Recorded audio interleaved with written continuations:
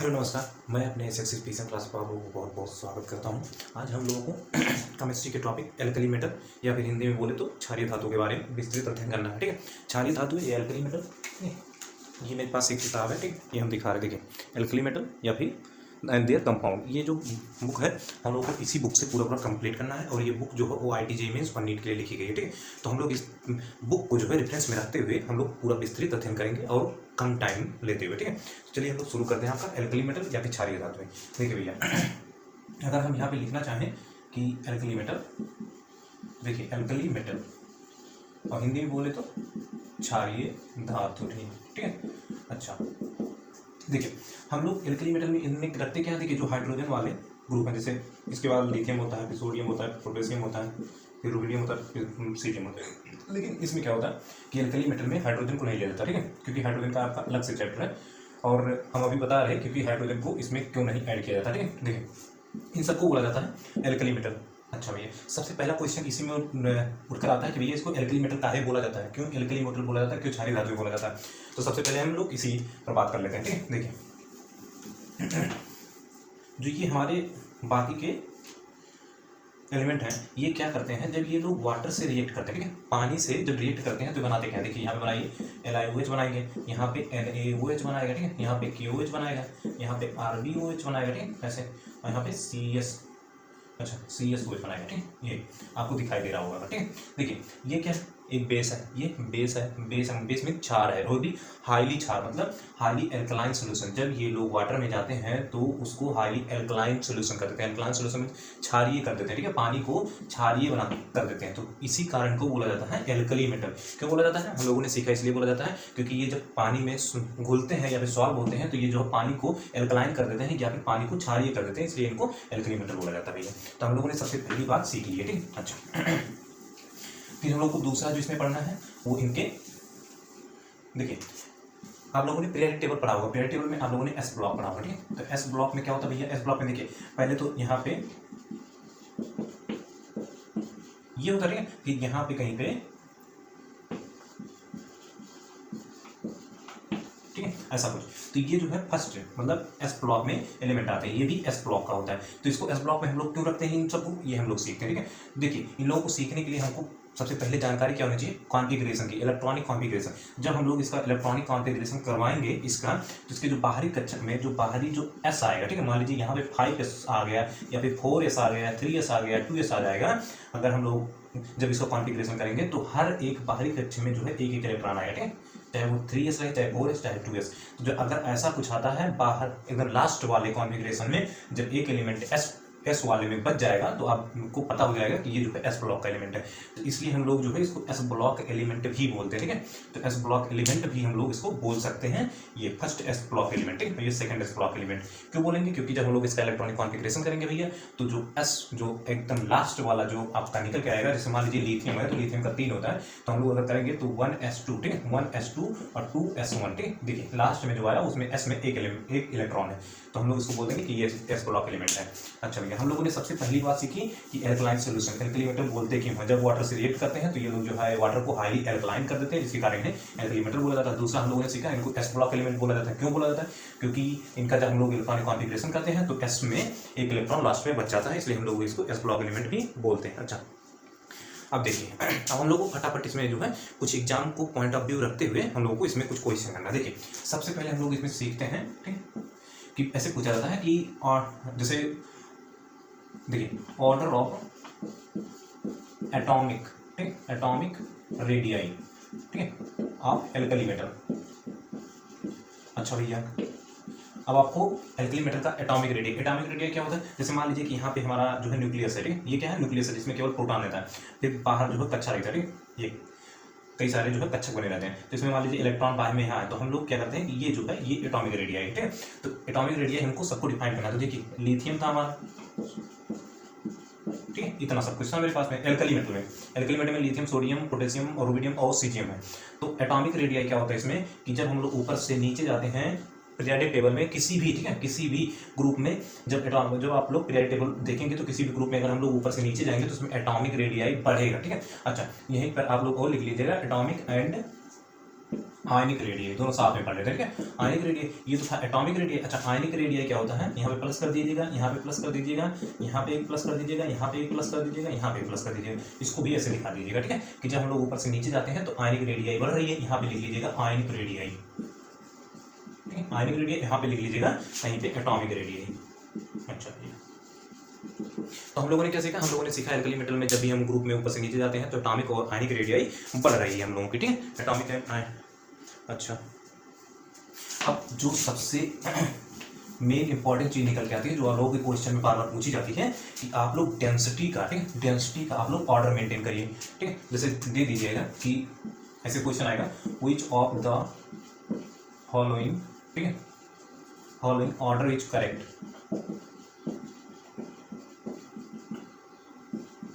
Regarding, ठीक है, to density of alkali metal,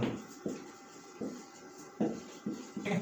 अच्छा भैया, क्या कह रहा है, which of the following order is correct regarding to density of alkali metal, मतलब क्या है कि आप लोग जो है डेंसिटी एल्कली मेटल के डेंसिटी को जो है ध्यान में रखते हुए ऑर्डर को, जो सही ऑर्डर उसको चुनिए। तो हम लोग करेंगे क्या, हम लोग देखिए 4 ऑर्डर तो लिखेंगे नहीं भैया, हम लोग को पता होनी चाहिए कि ऑर्डर कौन सा सही है, ठीक है, और उसी को हम लोग ध्यान में रखते हुए निकाल लेंगे। अब देखिए ऑर्डर जो होता है डेंसिटी का, ठीक है, डेंसिटी का जो ऑर्डर होता है वो ऊपर से नीचे जाने पर बढ़ता जाता है, क्या होता है, बढ़ता जाता है भैया।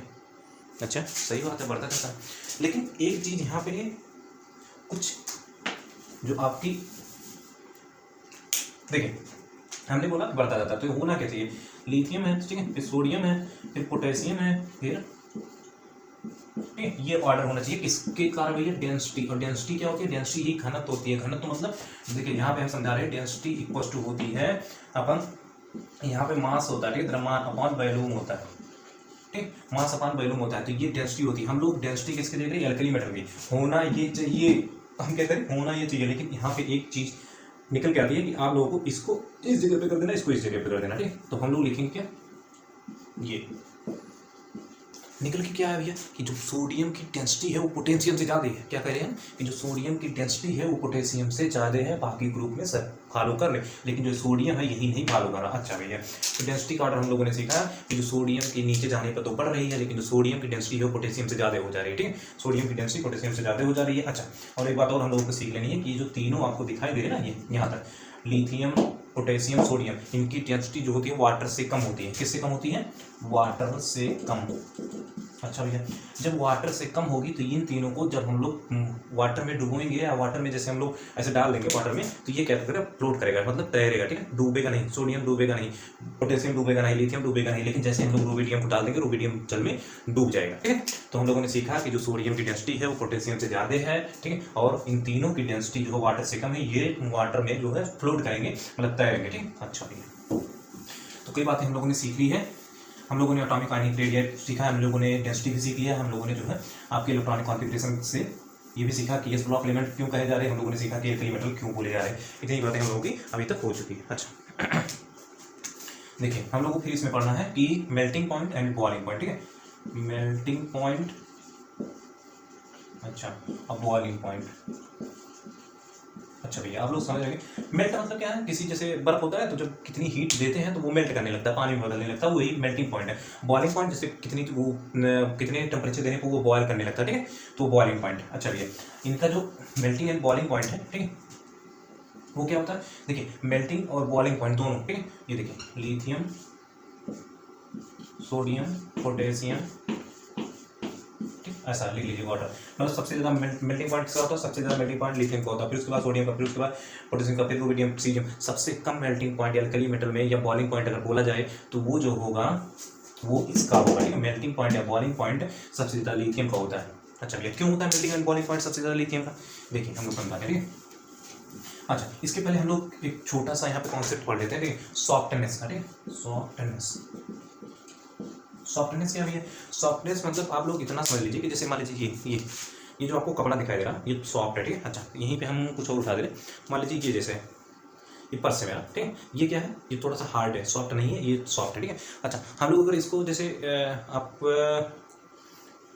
ये सॉफ्ट है, ठीक है, ये सॉफ्ट है और वहीं पे वो हार्ड है। अच्छा, इसको हम लोग अगर क्या करें कि अगर हम लोग इसको चाकू से कट करना चाहें तो ये ज़्यादा टाइम लगेगा, इसमें ज़्यादा मेहनत करनी पड़ेगी, इसको कट करना पड़ेगा। अगर सॉफ्ट है तो तो ये तुरंत कट जाएगा, ठीक है।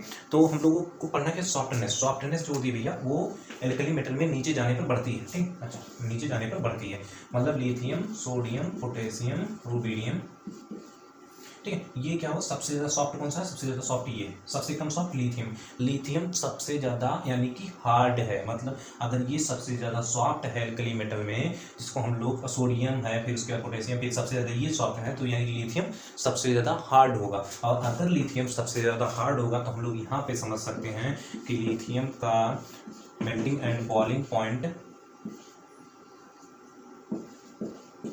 क्यों ज़्यादा था, क्यों हमने ऐसा लिखा था, क्यों लिखा था, क्योंकि आप लोग ये समझिए, ठीक है। देखिए ये मान लीजिए कि आपका CGM, ठीक है, हमने जो समझाया ये ज़्यादा सॉफ्ट है, ये जल्दी कट भी सकता है, जल्दी चला भी सकते हैं इसको हम लोग, और ये जल्दी ना तो कटेगा ना जल्दी चलेगा। तो अगर हम लोगों को मेल्टिंग एंड बॉइलिंग पॉइंट देखना है तो हमको टेम्परेचर से डिसाइड करना पड़ेगा। इसको ये जल्दी से उबलने लगेगा, जल्दी से मेल्ट करने लगेगा, क्योंकि ये सॉफ्ट है।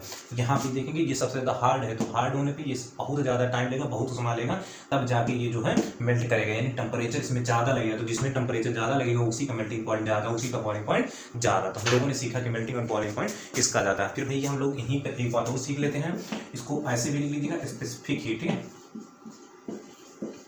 अगर आप लोगों से पूछा जाए कि एल्कली मेटल में स्पेसिफिक हीट किसकी ज़्यादा है, तो वो सबसे ज़्यादा लिथियम की, सबसे कम इसमें। यही ऑर्डर इसमें भी फॉलो कर लीजिएगा, ठीक है, क्योंकि ये सबसे ज़्यादा हार्ड है, वही कॉन्सेप्ट है, ये हार्ड है, ये सॉफ्ट है, ठीक। अच्छा, तो हम लोगों ने क्या क्या पढ़ा, देखिए हमारे पास में एक पेज है, इसमें है क्या कि मतलब आपको पढ़ाना क्या क्या, ठीक है, पॉइंट वाइज। तो हम लोगों ने सबसे पहले एल्कली मेटल पढ़ा, ठीक है, कि क्यों कहा जाता है। फिर हम लोगों ने एस ब्लॉक एलिमेंट पढ़ा, फिर हम लोगों ने इलेक्ट्रॉनिक कॉन्फ़िगरेशन भी देखा किस प्रकार से एस ब्लॉक एलिमेंट। फिर हम लोगों ने पढ़ा एटॉमिक रेडियस, आयनिक रेडियस, ठीक है। फिर हम लोगों ने डेंसिटी पे बात की, हम लोगों ने मेल्टिंग पॉइंट, बॉइलिंग पॉइंट पे बात की, ठीक है। सो हम लोगों ने सॉफ्टनेस पर भी बात कर ली है। अच्छा,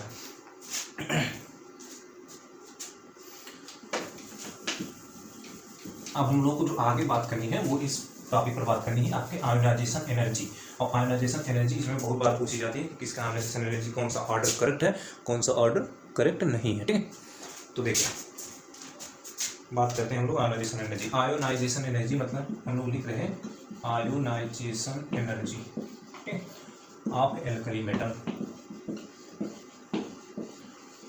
अगर आप लोग नीट या IIT की तैयारी कर रहे हैं तो आप लोग जितना पढ़ा दे उतना फॉलो करते जाइए, क्वेश्चन गलत नहीं होगा, ठीक है। अच्छा, आयोनाइजेशन एनर्जी, फिर देखिए जो हम वही यहाँ पे बात करेंगे वही पढ़ाएंगे जो आपके देखिए IIT कानपुर, ठीक है, क्योंकि हमने इनके काफ़ी सारे नोट्स सॉल्व किए हैं, ठीक है, IIT कानपुर और IIT कानपुर, ठीक है, और फिर हम लोगों ने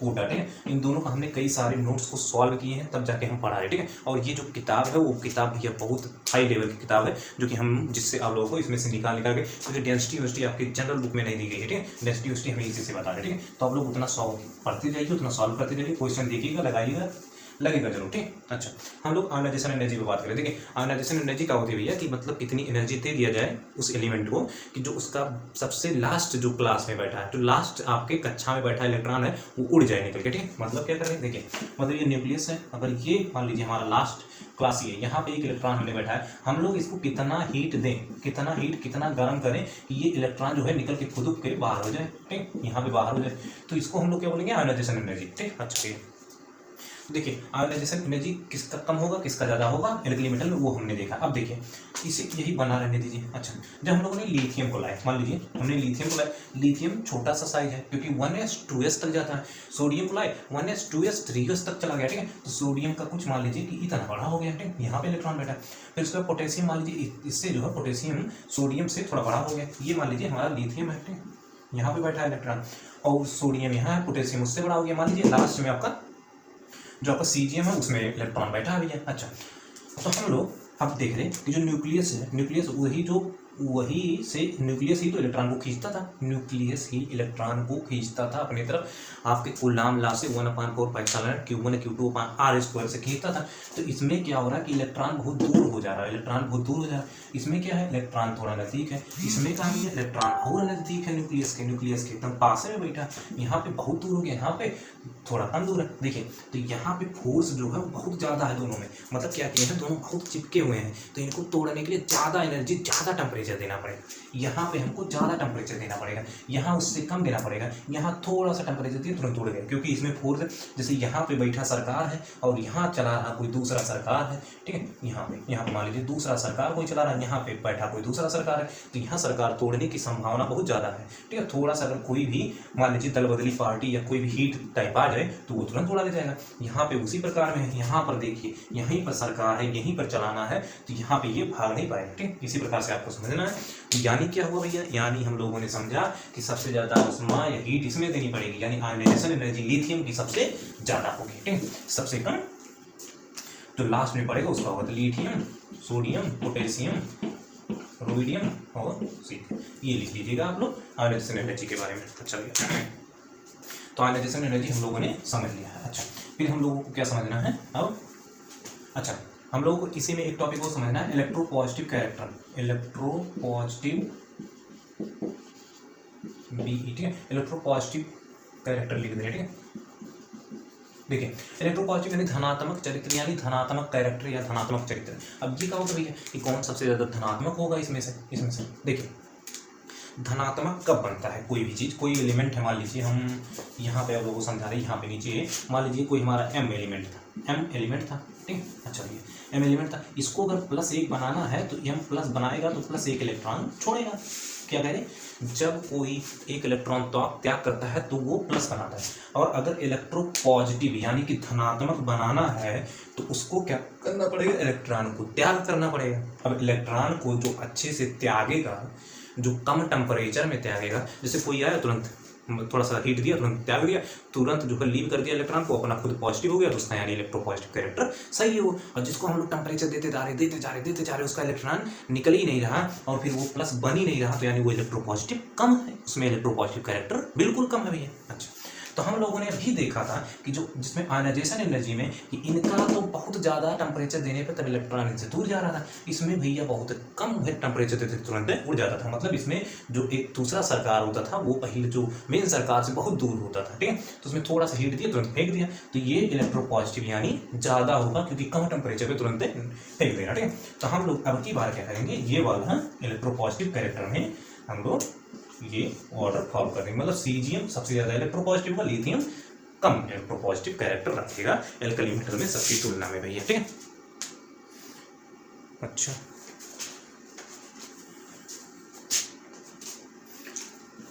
तो ये लिख लीजिएगा इलेक्ट्रोपॉजिटिव कैरेक्टर, और इसको जो जो हम बताते जा रहे हैं जैसे जैसे वैसे बना के आप लोग लिख लेंगे तो आप लोगों को ज़्यादा क्लियरिटी रहेगी, ठीक है। अच्छा, अब सबसे ज़्यादा जो टॉपिक आईआईटी हो या फिर नीट, ठीक है, आईआईटी हो या नीट, उसमें सबसे ज़्यादा जो इससे सवाल बनने वाले हैं वो इस 3 टॉपिक से बनते हैं। मतलब एक है हाइड्रेशन रेडियाई पूछा जाता है, ठीक है, एक है हाइड्रेशन रेडियाई, हाइड्रेशन एनर्जी पूछा जाता है, एक है आयनिक कंडक्टेंस, ठीक है। इन तीनों पर एक ऐसे सवाल दे दिया जाएगा, आपको जो है ऑर्डर फॉलो करेंगे कि किसका आयनिक कंडक्टेंस ज़्यादा है, किसका हाइड्रेशन एनर्जी ज़्यादा है, तो हम लोग अच्छे से पढ़ेंगे। तो चलिए वही शुरू करने जा रहे हैं, ठीक है। अच्छा, तो हम लोग करेंगे क्या कि हम लोग सबसे पहले हाइड्रेशन रेडियाई पढ़ेंगे, ठीक है। अब ये है क्या भैया, हाइड्रेशन रेडियाई, आप लोग लिख लेंगे ऐसे, ठीक है, डबल आई है हाइड्रेशन रेडियाई। अब देखिए हम लोगों के पास में लिथियम था, सोडियम था, पोटेशियम था, रुबिडियम था, सीरियम था, क्योंकि हम लोग एल्कली मेटल पढ़ रहे हैं। हमने इनको किया क्या कि हमने इनको जो है यहाँ पे प्लस है, ठीक है, सब में प्लस है। अब प्लस क्यों है भैया, वो बात समझिएगा, क्योंकि हम लोग इनको वाटर में डिजॉल्व करने जा रहे हैं, ठीक है। देखिए होता क्या है कि हम लोग इनको सभी को मान लीजिए कि यहाँ पे ऐसे बना लीजिएगा, ठीक है, हमने इनको क्या किया, सभी को ले जाके वाटर का एक बहुत बड़ा हम लोग पास पॉट था या बर्तन था, उसमें हमने इनको डिजॉल्व कर दिया। अब डिजॉल्व करने के बाद में हुआ क्या कि हमने सभी को देखा, ठीक है, पानी में, जब ये सब लोग पानी में चले गए तो हमने सभी को देखा कि भैया कहाँ पहुँचे हो और तुम लोग कैसे दिख रहे हो। तो हमने देखते ही हम लोगों को पता हुआ कि जो ये सीजियम था ये पहले तो बड़ा था आकार में, लिथियम छोटा था, ये लिथियम सबसे छोटा था, ये सबसे बड़ा था। हमने इनको देखा, ये ज़्यादा बड़े हुए नहीं, लेकिन जब हम लोगों ने लिथियम को देखा तो लिथियम बहुत बड़ा हो चुका था, मतलब इतना बड़ा डाला तो इतना बड़ा हो गया, ठीक है। और इनको देखा तो इतना बड़ा डाला था इतना बड़ा रह गया, ठीक है, मतलब ये बड़े नहीं, पैसा काहे हो गया। अब देखते हैं, देखिए होता क्या है, ठीक है, कि ये बनाने के बाद आप लोग बनाइएगा कि देखिए ये स्मॉल साइज थे, ठीक है, ये स्मॉल साइज थे। अच्छा, CS बड़ा साइज था, CS बड़ा साइज था, ठीक है, इतना बड़ा था कि मिला जुला के बहुत बड़ा था। हम बना भी दे रहे इसको बड़ा सा, ठीक है, चलो CS हम लोगों को बड़ा सा बना दीजिए। अब देखिए इनको बताइएगा, इनके पास में अगर वाटर कोई आना चाहेगा, ठीक है, वाटर आ गया मान लो यहाँ पे जुड़ा, ठीक है, यहाँ पे वाटर आ गया, अच्छा यहाँ पे वाटर आ गया, ये बड़ा होने के कारण वाटर जो है इनसे ज़्यादा ऐड होने की कोशिश नहीं कर पा रहा, ठीक। अच्छा, और वहीं हम लोग लिथियम को देख रहे हैं, लिथियम छोटा सा है। अब लिथियम में हर तरफ से वाटर आ सकता है, अभी केवल बनाते जाएंगे ऐसे, ठीक है, थोड़ा सा और हम अभी समझा देंगे। देखिए ऐसे ऐसे ऐसे ऐसे ऐसे ऐसे, ठीक। अब देखेंगे हम लोग, अब बताओ भैया कि लिथियम से जो टेंडेंसी है वाटर की वो जुड़ने की ज़्यादा है। क्यों ज़्यादा है? क्योंकि सीजियम बहुत बड़ा था, उससे वो कम वाटर के जो भी मॉलिक्यूल थे वो कम जुड़ पाए थे, लेकिन जो लिथियम वो छोटा सा साइज था और उसके चारों तरफ से ज़्यादा वाटर के मॉलिक्यूल आ जाएंगे क्योंकि इसका साइज कम है। अच्छा, ये लोग वाटर इससे जुड़ने की कोशिश क्यों कर रहे हैं? देखिए वाटर में जो वाटर का स्ट्रक्चर होता है वो ऐसा कुछ होता है, और इसके पास में 2 इलेक्ट्रॉन, यहाँ पे 2 इलेक्ट्रॉन यहाँ पे होते हैं। इलेक्ट्रॉन जो होते हैं वो नेगेटिव चार्ज रखते हैं, और जब लिथियम प्लस जाएगा तो ये प्लस क्या करेगा, इस इलेक्ट्रॉन को अपनी तरफ, इन चारों इलेक्ट्रॉन जो दिखाई दे रहे हैं इनको तरफ अट्रैक्ट करेगा। तो ये वाटर नहीं जुड़े, ये ऑक्सीजन पर जो आपके लोन पेयर इलेक्ट्रॉन है वो जुड़ने की कोशिश कर रही है, इसलिए ये जो है कोऑर्डिनेट बॉन्ड बनाने के लिए इससे कोशिश कर रहे हैं, ठीक है। इसीलिए वाटर के मॉलिक्यूल इनकी तरफ आकर्षित हो रहे हैं। और हमने देखा कि जो सीजियम था वो उससे ज़्यादा मॉलिक्यूल तो जुड़ नहीं पाए। अच्छा, लेकिन लिथियम से ज़्यादा मॉलिक्यूल वाटर के जुड़ने की कोशिश करने लगे, तो लिथियम का जो ओवरऑल साइज था भैया वो ज़्यादा बड़ा हो गया, और सीजियम का साइज जो हो वो छोटा रह गया। तो हम लोगों ने समझा क्या, हम लोगों ने समझा कि जब हम लोग एटॉमिक आयनिक रेडियाई पढ़ रहे थे तो उसमें सीजियम सबसे बड़ा था, उसमें लिथियम सबसे छोटा था, लेकिन जब हम लोग हाइड्रेशन रेडियाई पढ़ेंगे तब हम लोग कैसे लिखेंगे इस साइज को, वो देखिएगा, सबसे बड़ा साइज हो जाएगा, जो सबसे छोटा रहेगा वो सबसे बड़ा साइज हो जाएगा, ठीक है। क्योंकि छोटा रहने पर एक, देखिए छोटा रहने पर एक जो आपका लाभ है, प्रॉफिट है, वो ये है कि चार्ज डेंसिटी देखी जाती है, कि चार्ज डेंसिटी मतलब चार्ज घनत्व किसके ज़्यादा है, तो उस पर देखा जाता है चार्ज, ठीक है, और बटे साइज। हमने क्या कहा, हमने कहा चार्ज डेंसिटी देखी जाती है, जब कोई चीज़ वाटर में सॉल्युबल होने जाती है तो उस पर चार्ज डेंसिटी देखी जाती है, जिस पे ज़्यादा चार्ज रहेगा उससे ज़्यादा जिस पे ज़्यादा चार्ज डेंसिटी रहेगा उस पर ज़्यादा वाटर के मॉलिक्यूल अट्रैक्ट होंगे। तो हमने देखा कि चार्ज तो लिथियम पर एक ही था, ठीक है। अच्छा, साइज उसका मान लेते हैं हम लोग कम था, मतलब एक प्रकार से मान लीजिए, चलिए 10 यूनिट मान लिया। अच्छा भैया 10 यूनिट उस पर जो है साइज था, लेकिन जब यही चीज़ चार्ज डेंसिटी हमने जो सीजियम में देखी लास्ट वाले एलिमेंट में, तो उस पर भी जो प्लस चार्ज था वो एक ही था, लेकिन उसका जो साइज था वो 100 हो गया, मान लीजिए 100 हो गया। तो ये जो है चार्ज डेंसिटी लिथियम की ज़्यादा रही और चार्ज डेंसिटी सीजियम की कम रही, इसीलिए कि वाटर के मॉलिक्यूल लिथियम से ज़्यादा अट्रैक्ट हुए, ठीक है, तो ज़्यादा मात्रा में जुड़ गए। जिस प्रकार हम लोग जो हाइड्रेशन रेडियाई अब किस प्रकार लिखेंगे, हम लोग लिखेंगे LiH2O, ठीक, X ऐसे लिख देंगे और प्लस कर देंगे, ये बड़ा सा, फिर हम लोग लिखेंगे NaH2O X ऐसे करके प्लस लिख देंगे, ऐसे लिखेंगे KH2O फिर प्लस कर देंगे, ठीक है, और ऐसे एक प्रकार से, और हम लोग ऐसे RbH2O, ठीक है, और यहाँ CsH2O, बस भैया। अच्छा, अब हम लोगों ने समझा कि हम लोगों ने हाइड्रेशन रेडियाई को समझा, सबसे बड़ा हाइड्रेशन, जब हम लोग वाटर में इसको लिथियम को फेंक दी तो इसका रेडियस सबसे बड़ा हो गया, इस प्रकार से वाटर में इसका वो आ गया, ठीक है, ऑर्डर आ गया। अच्छा, यहीं पे हम लोगों को अगर ये ना मिला, आपको ना दिखाई दे, तो आपको ये दिखाई देगा एग्जाम में, वो भी हम लोग लिख लेंगे ताकि हम लोग कंफ्यूज ना हो एग्जाम में, ठीक है। देखिए यहाँ पे आपका क्या लिखा रहेगा, यहाँ पे लिखा है AQUS, मतलब एक्वज लिखा रहेगा, या फिर AQS लिखा रहेगा, एक्वज मीन्स जैसे कोई चीज़ पानी में डिजॉल्व हो गई तो, ठीक है, तो AQS लिख देंगे, फिर हम लोग AQS लिख देंगे, यहाँ पे AQS लिख देंगे, एक्वज सॉल्यूशन, ठीक है। तो इस प्रकार से हाइड्रेशन रेडियाई हम लोगों ने पढ़ी, तो हाइड्रेशन रेडियाई का आप लोग इस दोनों तरीकों से लिख लेंगे, ठीक है। चलिए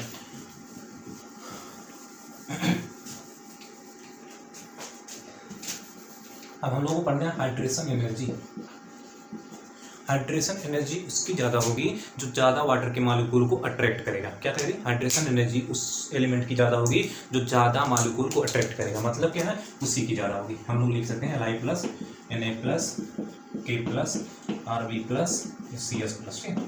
अच्छा, या फिर हम लोग इस प्रकार से भी ले सकते हैं Li aqueous plus Na aqueous plus K aqueous plus Rb aqueous plus ऐसे आप सी एस कुछ लिख लेंगे वहाँ पे। तो ये क्या हो जाएगी, hydration radius, hydration energy, hydration energy उसकी ज़्यादा होगी जो ज़्यादा मात्रा में वाटर को अट्रैक्ट करेगा, वाटर के मॉलिक्यूल को अट्रैक्ट ये करता था, लिथियम सबसे ज़्यादा, सबसे कम ये करता था। तो हाइड्रेशन एनर्जी इसकी ज़्यादा होगी, इसकी कम होगी, यानी वाटर में ये सबसे ज़्यादा, फिर कम, फिर थोड़ा कम, फिर थोड़ा कम, फिर एकदम सबसे कम। यहाँ पे क्या होगा, यहाँ पे सी एस को हम लोग लिख लेंगे, ठीक है, प्लस करके। अच्छा भैया, तो अब हम लोग को जो बात करनी है आयनिक कंडक्टेंस पे, ठीक है, तीसरा टॉपिक, मतलब इसी में हाइड्रेशन रेडियाई, हाइड्रेशन एनर्जी से संबंधित है आयनिक कंडक्टेंस। अब वो क्या है वो हम लोग अभी देखते हैं, ठीक है, आयनिक कंडक्टेंस। अच्छा भाई, ये क्या है, CON, ठीक है, आयनिक कंडक्टेंस। अब देखिए हिंदी में तो हमें पता नहीं कि आयनिक कंडक्टेंस क्या होता है, आयनिक कंडक्टेंस क्या होता है, लेकिन हम लोग थोड़ा सा समझाते हैं हम आपको। देखिए आयनिक कंडक्टेंस का मतलब क्या होता है, कंडक्टेंस, कंडक्टर, ठीक है, कंडक्टर का मतलब आप सब लोग समझते हैं, किसी जैसे कोई वायर हो या कोई मेटल हो जो इलेक्ट्रिक का प्रवाह हो सके, जिसमें, ठीक है, जिसमें इलेक्ट्रिक फ्लो हो सके, उसे हम लोग कंडक्टर बोलते हैं। तो उसी से मिलता जुलता topic ionic conductance. Ionic conductance मतलब कि जैसे lithium plus, sodium plus, K plus, Rb plus, CS plus, ये हो गया सब लोग आयन, ठीक है, आयनिक। अब कंडक्टेंस में मतलब ये लोग पानी में जब हम लोग डिजॉल्व किए तो ये लोग किस प्रकार से उसमें गति कर रहे हैं, किस प्रकार से ये लोग हिल डुल रहे हैं, किस प्रकार से ये पानी में चल रहे हैं। मतलब अगर हम लोग इन सबको मान लीजिए ये हमने बर्तन बना दिया और पानी बना दिया, पानी में इन सबको डाल दिया, तो कौन सबसे तेज इसमें चलेगा, कौन इसमें मूव ज़्यादा करेगा, कौन इसमें मूव ज़्यादा करेगा, उसी को हम लोग आयनिक कंडक्टेंस के थ्रू से जानेंगे, ठीक है। ये कौन जो है इसमें, जैसे हमने मान लीजिए कि ये पानी, इसमें हम लोग करंट फ्लो कर दिए, तो करंट सबसे ज़्यादा फ्लो कौन करवाएगा, कौन फ्लो करवाएगा, वही करवाएगा जो ज़्यादा, जो इसमें मूव कर सकेगा, जो इसमें मूव तेज करेगा, ठीक है, मूव तेजी से करेगा, वही तो इलेक्ट्रिक का फ्लो करेगा। तो इस प्रकार से हम लोग समझ सकते हैं कि आयनिक कंडक्टेंस सबसे ज़्यादा किसका होगा। तो अब हम लोग बात करते हैं इसके, अभी तक तो हमने क्वेश्चन को समझा, अब हम लोग आंसर को समझते हैं। देखिए आयनिक कंडक्टेंस उसका ज़्यादा होगा जो वाटर में मूव करेगा और तेज़ी से मूव करेगा। अच्छा भैया, तो तेज़ी से मूव कौन करेगा, तेज़ी से मूव कौन करेगा। अब यहाँ पर हम लोग थोड़ा एग्जाम्पल से देखते हैं। मान लीजिए ये एक मोटा आदमी है, ठीक है, मोटा आदमी है, और ये एक छोटा बच्चा पतला, ठीक, थोड़ा पतला आदमी है ये। अब बताएंगे कि ये इसके हिलने डुलने की प्रोबेबिलिटी ज़्यादा रहेगी कि ये इसके हिलने डुलने की प्रोबेबिलिटी ज़्यादा रहेगी। ये अगर एक जगह बैठ जाएगा तो खड़े होने में ही दिक्कत होगी, और ये क्या करेगा, उतनी देर में दन दन उठेगा बैठेगा 4 बार 5 बार 6 बार, ठीक, ये एक जगह पे बैठ जाएगा तो हिल नहीं पाएगा। तो हम लोग इस प्रकार से समझ सकते हैं कि जब हम लोग लिथियम को जो वाटर में डालते थे, सॉल्वेबल होता था, तो वो करता क्या था, उसका आकार बहुत बड़ा हो जाता था, और जब उसका आकार बड़ा हो जाएगा तो वो हिल डुल नहीं पाएगा। तो यानी हिल डुल कौन पाएगा भैया, CGM जो आपका लास्ट वाला है। तो यानी मूव कौन कर पाएगा, मूव ये कर पाएंगे, ठीक है, बस ये आप लोग लिख लेंगे, ठीक है। अच्छा अगर मन करे तो आप लोग जो है यहाँ पे प्लस लगा के लिखेंगे, ठीक है, सब में, और मन करे तो यहाँ पे एक्वज भी लिख सकते हैं कि एक्वज लिख सकते हैं ऐसे।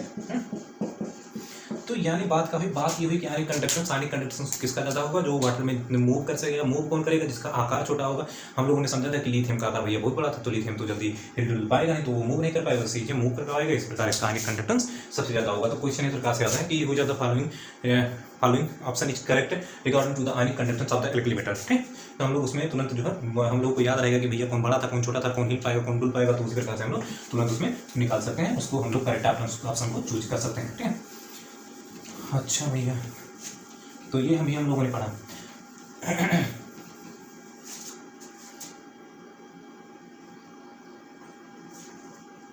अब हम लोगों को जो इसके बाद जो मेन टॉपिक पढ़नी है ये इस पर पढ़नी है कि reaction with alkali metal, reaction of alkali metal with air. ये मोस्ट इंपॉर्टेंट टॉपिक है, ठीक है, reaction of alkali metal with air. चलिए करवाएं। तो देखिए मोस्टली जो एग्जाम में आपको पूछा जाता है वो LINAKRBCS, ठीक। चलिए सबका हमने रिएक्शन किससे करवाई है, एयर से। अच्छा भैया, एयर से सबसे रिएक्शन करवाने पर होता क्या है, ठीक है, एयर से रिएक्शन करवाने पर जो ये आपका लिथियम है ना, वो लिथियम ऑक्साइड बनाता है। क्या बनाता है, लिथियम ऑक्साइड बनाता है। लेकिन यहाँ से शुरू होता है आपका खेल। ये क्या होता है, ये पराऑक्साइड बनाता है, Na2O2। हम लोग स्ट्रक्चर भी यहाँ बना देंगे। Na2O2 बनाता है, क्या बनाता है, पराऑक्साइड, सोडियम पराऑक्साइड बनाता है। पोटेशियम का बनाता है भैया, पोटेशियम सुपर ऑक्साइड बनाता है, KO2। क्या बनाता है KO2। लिथियम देखिए, लिथियम तो नॉर्मल ऑक्साइड बना देता है, लिथियम ऑक्साइड बना देता है Li2O। सोडियम का बनाता है परऑक्साइड बनाता है भैया Na2O2 बनाता है। पोटेशियम KO2 बनाता है और RbO2 बनाता है, ये भी परऑक्साइड बनाता है। और CsO2 ये भी परऑक्साइड बनाता है। तो हम लोगों ने समझा कि अगर हम लोगों को पूछा जाए, अच्छा मान लीजिए कि अगर लिथियम की रिएक्शन एयर से हो रही और यहाँ पे हीट हो जाए, गर्म हो जाए, तो यहाँ पे हम लोग एक और बनाएंगे Li3n, ठीक है, लिथियम नाइट्राइड Li3n भी बनाएंगे। अगर हीट लिखा हो तब, हीट ना लिखा हो तो हम लोगों को केवल नॉर्मल ऑक्साइड बना के छोड़ देनी है।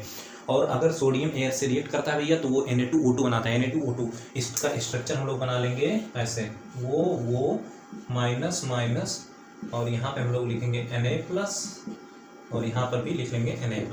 अच्छा KO2 इसका स्ट्रक्चर K+ और O2- अंदर कर देंगे इसको ना। अच्छा भैया इस प्रकार से। और Li2O2 तो ये आप लोगों ने सीख लिया। तो यानी भैया बात ये हुई कि जब हम लोगों से लिथियम सोडियम और पोटेशियम, लिथियम सोडियम पोटेशियम की रिएक्शन अगर एयर से पूछी जाएगी तो हम लोग लिथियम में केवल नॉर्मल ऑक्साइड बनाएंगे, सोडियम में जो हम लोग सोडियम आएगा तो उसमें परऑक्साइड बनाएंगे Na2O2 बनाएंगे। अगर पोटेशियम आएगा तो उसमें हम लोग KO2 यानी पोटेशियम सुपर ऑक्साइड बनाएंगे। नाम लिख लीजिएगा, potassium super oxide, sodium peroxide, lithium oxide, ठीक है। तो ये मोस्ट इंपॉर्टेंट जो पूछा जाता है। और अगर हम लोगों से लिथियम की रिएक्शन एयर के साथ पूछी जाए और हीट कर दिया जाए तो हम लोग उसके साथ में ऑक्साइड के साथ में भी लिथियम नाइट्राइड भी बनाना पड़ेगा। तो ये आप लोग लिख चुके होंगे, आप लोग इसको लिख लीजिएगा, फिर हम लोग आगे बढ़ते हैं, ठीक है, क्योंकि हम लोगों को कम टाइम में ज़्यादा कुछ सीखना है।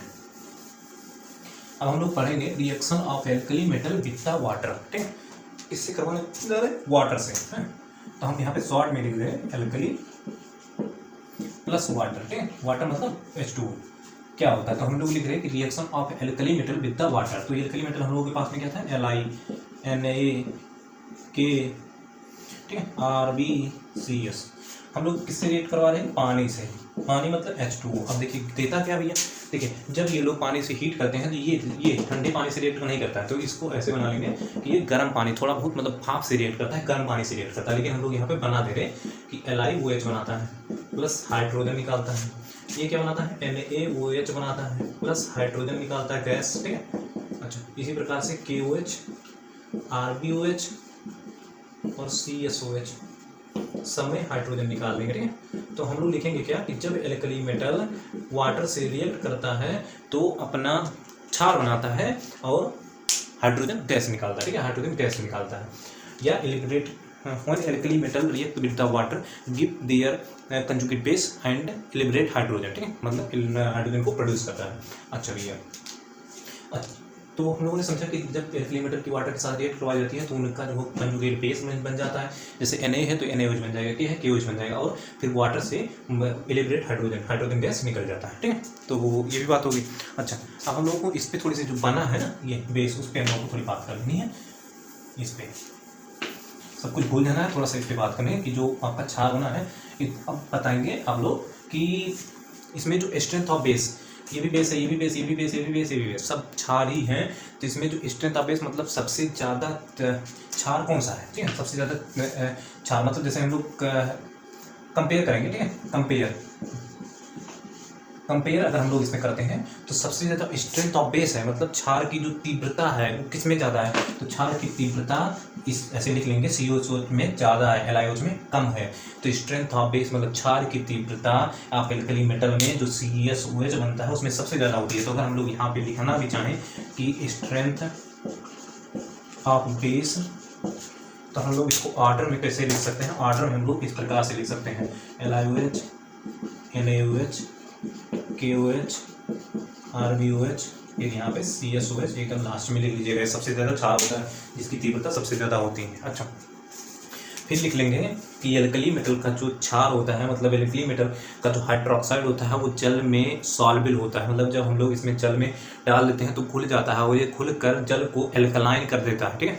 मतलब क्या है, तभी तो हम लोग इसको एल्कलाइन सोल्यूशन या एल्कली मेटल बोलते थे। तो हम लोग लिख लेंगे कि एल्कली मेटल का हाइड्रोक्साइड जो होता है वो जल में सॉल्युबल होता है, ठीक है। अच्छा भैया, और जल में सॉल्युबल होकर ये जो है वाटर को एल्कलाइन कर देता है, हाईली एल्कलाइन कर देता है, ठीक है, मतलब हाईली क्षारीय कर देता है।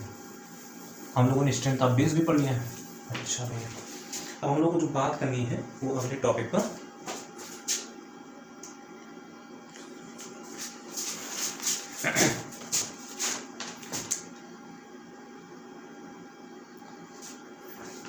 हम लोग को बात करनी है सॉल्युबिलिटी इन लिक्विड अमोनिया, ठीक है, सॉल्युबिलिटी इन लिक्विड अमोनिया, ठीक है। अच्छा, ये लिक्विड अमोनिया का चक्कर है और सॉल्युबिलिटी का चक्कर। देखिए एल्कली मेटल जो है लिक्विड अमोनिया का मतलब होता है, ठीक है, कि देखिए जैसे अमोनिया है, ठीक है, तो इसमें हम लोग क्या कर रहे हैं कि इसको पहले सॉल्व करा रहे हैं, डिजॉल्व करा रहे हैं, ठीक है। तो डिजॉल्व कराने के बाद इसमें जो है अनपेयर्ड इलेक्ट्रॉन, जिसमें अनपेयर्ड इलेक्ट्रॉन हो उसमें डिजॉल्व करा रहे हैं, ठीक है। तो इसी को बोला जाता है लिक्विड अमोनिया। देखिए सॉल्युबिलिटी इन लिक्विड अमोनिया का मतलब क्या है, जब लिक्विड अमोनिया में कोई भी, जैसे मान लीजिए कि आपका हम यहाँ पे लिख दे रहे हैं LiNaKRbCl, ठीक है, इसको हम सबको क्या मान रहे हैं, M, ठीक है, सबको क्या है मतलब M। तो M मतलब क्या लिखा है कि इतना सब कुछ लिखा हुआ है। तो यहाँ पे अगर हम मानने कि जैसे M, ठीक है, तो M मतलब क्या है, एक, LiNaKRb में से कोई एक है, ठीक है। अच्छा, M प्लस लिक्विड अमोनिया, तो होता क्या है लिक्विड अमोनिया में जब ये M जाता है तो ये क्या कहता है, M प्लस देता है, ठीक है, M प्लस अपना प्लस देता है, प्लस इलेक्ट्रॉन जो निकला वो क्या होता है, वो होता है अमोनिएटेड। इसको लिख लेंगे अमोनिएटेड, मीन्स कि वो जो है लिक्विड अमोनिया में घुल जाता जाके, लिक्विड अमोनिया में जो इलेक्ट्रॉन है वो घुल जाता जाके, तो उसको हम लोग बोलते हैं इलेक्ट्रॉन अमोनिएटेड, ठीक है, M प्लस। अच्छा भैया, तो पहला ये हो गया। और फिर अगर M प्लस, ठीक है, M प्लस और X plus Y time of ammonia, देखिए थोड़ी सी इसमें यहाँ पर धैर्य रखकर पढ़ने की जरूरत है, ठीक है। हम यहाँ पे क्यों एक एक चीज़ लिख रहे हैं, क्योंकि आपको अच्छे से समझ में आए। जब M मतलब इनमें से कोई एक जब लिक्विड अमोनिया में जाता है तो वो जो है इलेक्ट्रॉन त्याग देता है और इलेक्ट्रॉन जो है उस सॉल्युबल में घुल जाता है जाकर, तो उसको हम लोग बोलते हैं उस इलेक्ट्रॉन को अमोनिएटेड इलेक्ट्रॉन। और यहाँ पर ये खुद प्लस बन जाता है। प्लस बनने के बाद में क्या होता है, जो अमोनिया है वो X प्लस वाई टाइम, मतलब क्या है कि एक नंबर मान लिया जाता है यहाँ पे कि X नंबर मान लीजिए और plus Y number of ammonia है। जैसे यहाँ पे एक टाइम अमोनिया नहीं है, X plus Y time ammonia है, तो ये बनता क्या है, अब वही बनाना है हम लोग। देखिए M, ठीक, NH3, ठीक, X जो यहाँ पे था वहाँ पे ले लेना, फिर आपको यहाँ पर प्लस दिखा देना, ठीक है। अच्छा, बोर्ड में तो ये आ रही सब चीज़ें ना, देखिए यहाँ पे ये बन गया, फिर प्लस आपको बड़ा सा इलेक्ट्रॉन और NH3 का टाइम ये लिख देना, ठीक। देखिए तो बैलेंस हो गया ना, यहाँ पे M वाला X टाइम अमोनिया M ले लिया, यहाँ पे बना दिया प्लस है, प्लस लिख गया, और इलेक्ट्रॉन नेगेटिव था, इलेक्ट्रॉन नेगेटिव और वाई टाइम अमोनिया इलेक्ट्रॉन ले लिया। अच्छा, तो ये जो है reaction solubility in liquid ammonia में है, ये लिख लेंगे, फिर हम लोग यहाँ पे कुछ समझेंगे, ठीक है। अच्छा, जब हम लोग एल्कली मेटल को लिक्विड अमोनिया में डिजॉल्व करते हैं, सॉल्व करते हैं, तो उसका रंग जो है उस सोल्यूशन का रंग पूछा जाता है, ठीक है। सोल्यूशन का रंग कौन सा होता है, ब्लू, सोल्यूशन का रंग ब्लू हो जाता है, ठीक है। अच्छा, ब्लू को अगर हीट कर दें हम लोग तो क्या बनेगा, पूछा जाएगा कि सोल्यूशन का कलर कौन सा होता है, तो आप बताएंगे ब्लू। कहेंगे कि जब हम लोग सोल्यूशन को हीट कर देंगे तब वो कलर कौन सा हो जाएगा, तो आप लोग ब्रोंज कलर लिख लेंगे, ठीक है। ब्रोंज कौन सा कलर हो जाएगा, ब्रोंज कलर हो जाएगा। अच्छा, एक नंबर। फिर दूसरा नंबर हम लोग से क्या पूछा जाएगा कि सोल्यूशन जो होगा वो इलेक्ट्रिसिटी, हीट एंड इलेक्ट्रिसिटी का कंडक्टर होगा या नहीं होगा, तो हम लोग लिखेंगे कंडक्टर होगा, ठीक है, कंडक्टर होगा। क्यों, किसके कारण, आप लोग बोलेंगे अमोनिएटेड इलेक्ट्रॉन के कारण, ऐसे लिख लेंगे अमोनिएटेड इलेक्ट्रॉन के कारण कंडक्टर होगा। Solution is the good conductor of heat and electricity because solution have ammoniated electron, ठीक। तो हम लोगों से पूछा जाएगा सोल्यूशन का कलर, बताएंगे ब्लू। पूछेंगे सोल्यूशन को हीट कर देंगे तो कौन सा कलर होगा, ब्रोंज कलर हो जाएगा। फिर पूछेंगे कि जो सोल्यूशन है वो आपका conductor of heat and electricity होगा या नहीं होगा, तो हम लोग बोलेंगे हाँ होगा। पूछेंगे क्यों होगा, आप लोग बताएंगे कि आपका जो अमोनिएटेड इलेक्ट्रॉन है उसके कारण होगा, ठीक है। अच्छा, फिर आप लोगों से पूछा जाएगा कि सोल्यूशन जो होगा वो किस प्रॉपर्टी को शो करेगा, तो आपको बोलना पड़ेगा कि रिड्यूसिंग प्रॉपर्टी को, किस प्रॉपर्टी को, रिड्यूसिंग प्रॉपर्टी को, ठीक है। अच्छा, हम ये थोड़ा सा मिटा दे रहे हैं, यहाँ पे लिखेंगे, ठीक है। 3 नंबर तो हो गया। फिर और इसमें से क्या पूछा जाएगा, इसमें हम लोगों से और पूछा जाएगा कि सोल्यूशन डायामैग्नेटिक होगा कि पैरामैग्नेटिक होगा, तो आप लोगों को बोलना पड़ेगा पैरामैग्नेटिक होगा। पैरामैग्नेटिक क्यों होगा, क्योंकि इसके पास में अमोनिएटेड इलेक्ट्रॉन है, ठीक है। अच्छा, अमोनिएटेड इलेक्ट्रॉन है। फिर हीट एंड इलेक्ट्रिसिटी हो गया, आपका ब्लू कलर भी हो गया, और रिड्यूसिंग प्रॉपर्टी भी हो गया, पैरामैग्नेटिक हो गया, ठीक। अच्छा, तो इतनी बातें आप लोगों से पूछी जाएंगी इस सॉल्वेंटी इन लिक्विड अमोनिया में एल्कली मेटल के, ठीक है, कि मतलब हीट। देखिए हम शुरू से बोल रहे हैं, ठीक है। जब लिक्विड अमोनिया में एल्कली मेटल को डिजॉल्व किया जाएगा तो वो जो है सबसे पहले उसका कलर ब्लू हो जाएगा। जब ब्लू को हम लोग हीट कर देंगे तो ब्रोंज हो जाएगा, और जब जो सोल्यूशन है वो good conductor of heat and electricity होगा बिकॉज इट्स अमोनिटेड इलेक्ट्रॉन। अच्छा, सोल्यूशन जो होगा वो जो है कंडक्टर वो रिड्यूसिंग प्रॉपर्टी को शो करेगा, क्यों? क्योंकि इसके पास में अमोनिटेड इलेक्ट्रॉन है, ठीक है। इसके पास में पूछा जाएगा कि सोल्यूशन पैरामैग्नेटिक है या डायमैग्नेटिक, तो आपको बोलना पड़ेगा कि पैरामैग्नेटिक है, ठीक है। अच्छा, तो इस प्रकार से फर्स्ट पार्ट जो एल्कली मेटल की थी वो हम लोगों ने कंप्लीट की है। सेकंड और हो सकता है थर्ड, सेकंड में खत्म हो सकता है या फिर थर्ड पार्ट में ये एल्कली मेटल पूरा आपका खत्म हो सकता है। तो इस प्रकार से हम लोगों ने देखी भी है ये प्योरली आईटी जेईई मेंस और नीट के टॉपिक, और वही थोड़ी बहुत जो है यूपी बोर्ड वाले भी इसको पढ़ सकते हैं, जिससे जानकारी इसमें से काफ़ी सारी भरी हुई है। क्या जरूरत है आप लोगों को क्यों थ्योरी पढ़ने से, ठीक है। थ्योरी मत पढ़िए, थोड़ा बहुत जानकारी लीजिए, ठीक है। तो इस प्रकार से हम लोगों ने ये क्लास बेहतरीन क्लास थी जिसमें हम लोगों ने कई सारे रिएक्शन पढ़े, जिसमें हमने जैसे कि आपके वाटर के साथ में रिएक्ट को पढ़ा, और हम लोगों ने एल्कलाइन सोल्यूशन को देखा, हमने बहुत कुछ पढ़ाया, और स्पेसिफिक हीट और वाटर ऑफ हाइड्रेशन एनर्जी सब कुछ हम लोगों ने पढ़ा है और अच्छे से समझा भी है। तो इस प्रकार से हम लोग अगले क्लास में मिलते हैं। अच्छा भैया, एक बार बात बता दें कि इस जो क्लास में आप लोगों को मिलेगा वो आईटी कानपुर और आईटी कोटा दोनों को मिला के, और एक किताब है मेरे पास में जो आईटी जेईई मेंस की, उसमें से मैं छांट के आपको हाई टॉपिक जो कि एग्जाम में पूछे जाते हैं वही पढ़ा रहा हूँ, ठीक है। तो या तो फिर वो थोड़ा बहुत 9-10 का फर्क हो सकता है उनका, या फिर मेरा 9-10 का फर्क हो सकता है, ठीक है। इससे ज़्यादा फर्क नहीं होगा भैया। और एग्जाम में यही सब क्वेश्चन पूछे जाते हैं, तो आप लोग मेहनत करिए, और अगला पार्ट हम लोग जल्दी अपलोड करेंगे, ठीक है। तो thanks for watching my video, और प्लीज़ लाइक शेयर।